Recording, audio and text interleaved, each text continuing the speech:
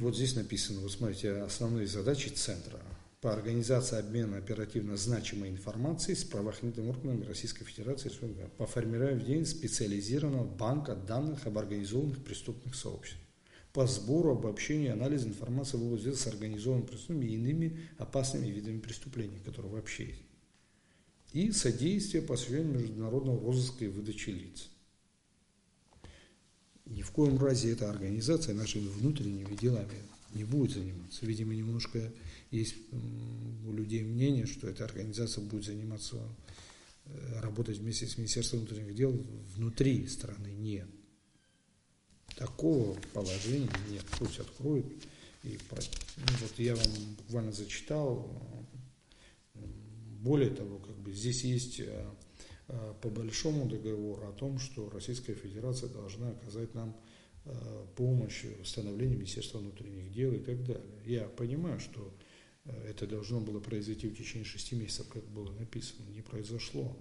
Но давайте так, я считаю, что не выкручиванием рук друг друга надо заниматься, но попросить, это же наш стратегический партнер, я думаю, что они пойдут, вот когда после подписания будет вопрос ратификации в парламенте, как он пройдет, это вы увидите, это депутаты будут голосовать, я за себя только могу нести ответственность. Может, в этот период будет поставлен вопрос, и, видимо, будет и материально-техническое обеспечение улучшено. Мы за это должны поблагодарить, чтобы...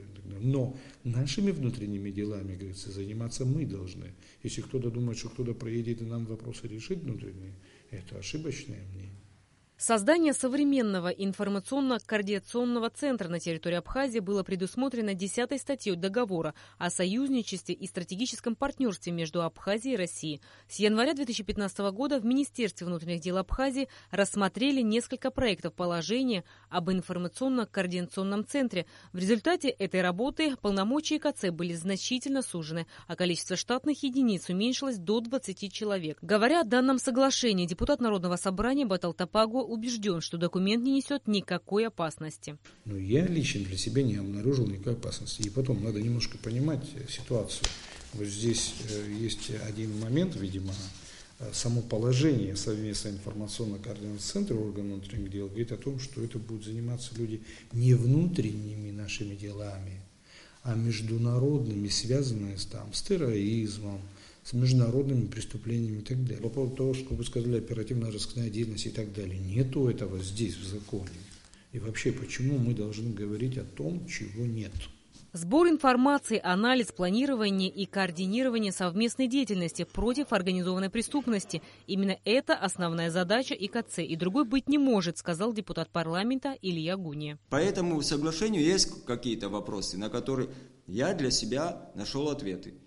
Но для этого мне пришлось поговорить с юристами, с международниками. Но говорить, что сегодня у нас есть часть депутатов, которые являются патриотами и не хотят, чтобы страна скатилась, а другая часть, мы выглядим как предатели своей родины, или мы ее не любим.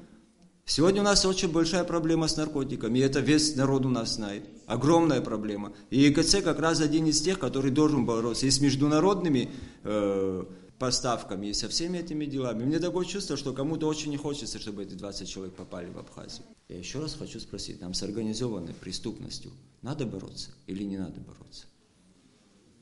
У нас огромная проблема, мы говорим, что этот договор грозит нашему суверенитету. Я скажу, что грозит нашему суверенитету. Нашему суверенитету грозит то, что у нас метадон скоро на полках как хлеб продаваться будет. Вот это грозит.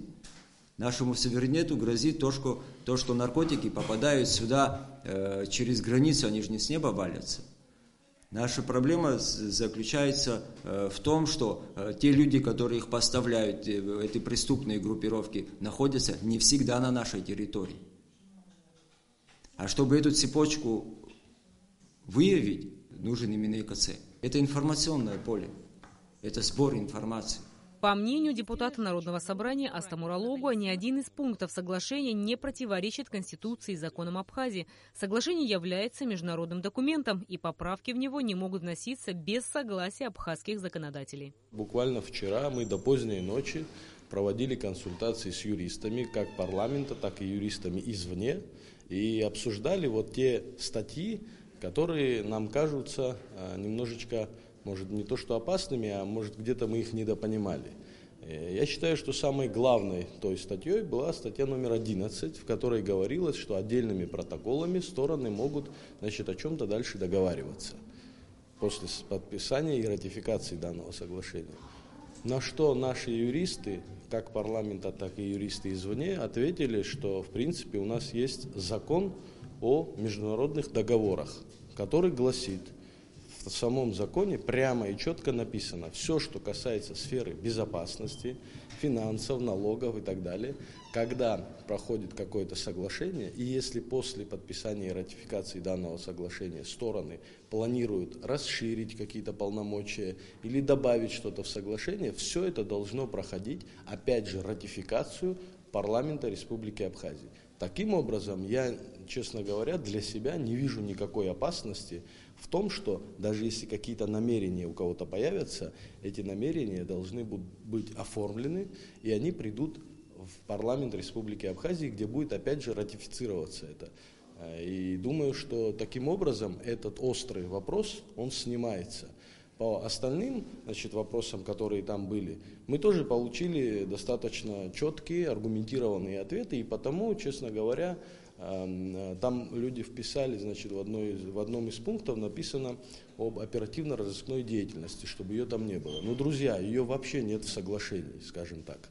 По мнению законодателей, КЦ станет серьезным подспорьем в работе правоохранительных органов Абхазии. Подписание соглашения между Республикой Абхазия и Российской Федерацией о порядке формирования и деятельности совместного информационно-координационного центра органов внутренних дел состоялось сегодня в городе Сочи.